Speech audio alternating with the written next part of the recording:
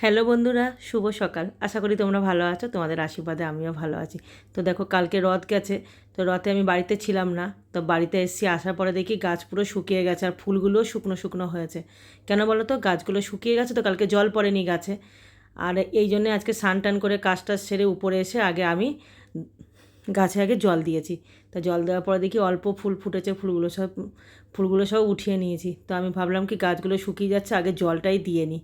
জল দেওয়ার পরে ফুলগুলো তুলে নিয়েছি, নিয়ে এবার চলে যাব সোজা ঠাকুর ঘরে। তো দেখো, আমি ফুলগুলো কেমন শুকনো শুকনো হয়ে গেছে, দেখেছো কেমন শুকিয়ে গেছে? আর বেশি ফুলও ফোটেনি আজকে। দেখো কটা ফুল ফুটেছে, গুনে গুনে 10টা মতো ফুল ফুটেছে। একদিন জল পড়েনি গাছে, গাছের অবস্থা পুরো খারাপ হয়ে গেছে। দেখতেই পাচ্ছ তোমরা বন্ধুরা, কী হয় দেখো, কইটুকুনি ফুল ফুটেছে আজকে, দেখেছো? তো দেখো, ফুল তুলে নিয়ে এসে সোজা চলে এসেছি, গপুদের তুলে নিয়েছি ঘুম থেকে। তো গপুদের তুলে নিয়ে এবার স্নান করিয়ে দেবো। তো দেখো, স্নান করিয়ে দিচ্ছি ওদেরকে।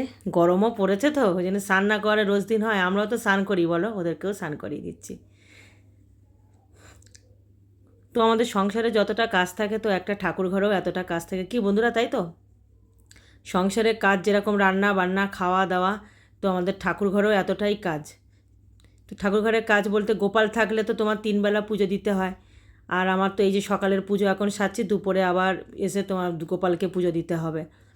তো জানোই তো, গোপাল থাকলে 3 বেলা পুজো দিতে হয়। তো দেখো, তাড়াতাড়ি করে করছি, কেন বলো তো? আজকে একটু বাড়িতে কাজ আছে, বাড়িতে বাড়িতে মিস্ত্রি আসবে, মিস্ত্রিদের কাজ আছে, ঘর দুয়ার আজকে পরিষ্কার করতেও সময় লেগে যাবে। এই জন্য আজকে রান্নাটা তাড়াতাড়ি সারবো। তো পুজোটাও তাড়াতাড়ি সারছি, পুজোটা সেরে টেরে তারপর সোজা রান্নাঘরে চলে যাব।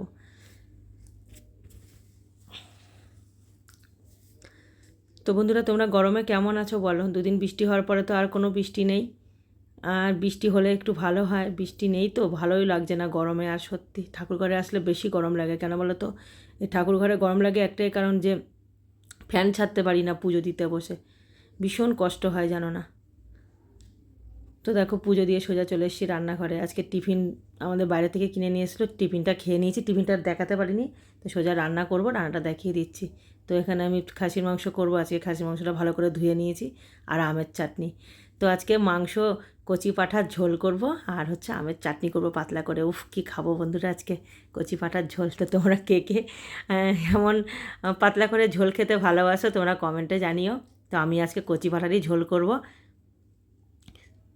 তো এখানে আমের চাটনি বসিয়ে দিয়েছি, আমের চাটনি হয়ে গেছে, পাতলা করে আমের চাটনি করেছি। এত গরম পড়েছে না, একটু টক খেলে খুব ভালো লাগবে। এখানে মাংসের আলুগুলো ভেজে নিচ্ছি লাল করে।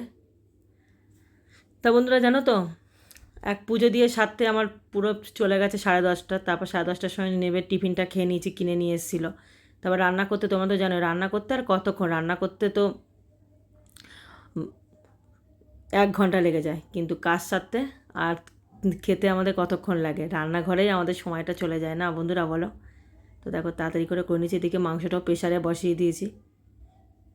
তো ওদিকে ঘর বাড়িরও খুব অবস্থা খারাপ হয়ে গেছে। ওদিকে আমার সব ডিল দিয়ে ফুটো হচ্ছে, যা অবস্থা হয়েছে, বাড়ি ঘরের বালি বালি বালি বালি হয়ে গেছে। এখন সব পরিষ্কার করতে হবে, আগে রান্নাঘরটা করে তারপর যাব ঘরের কাজ সারতে। তো আজকে পুরো ভিডিওটা আর করতে পারিনি, আজকে আমি এইটুকুই ভিডিও করেছি রান্নার পর্যন্ত। তো দেখো, ভিডিওটা ভালো লাগলে, তো দেখো আমার মাংসটা দেখো, মাংসের কাটা দেখেছো, পুরো পাতলা ঝোল করেছি। তো ভিডিওটা ভালো লাগলে লাইক, কমেন্ট আর শেয়ার করে দিও, আর সাবস্ক্রাইব করে পাশে থেকো। আবার কোনো একটা ভিডিওতে তোমাদের সঙ্গে দেখা হবে। তো দেখো, এখানে ভাতটা দেখো, ভাত পুরো গরম, ঠিক আছে? তো টাটা বন্ধুরা।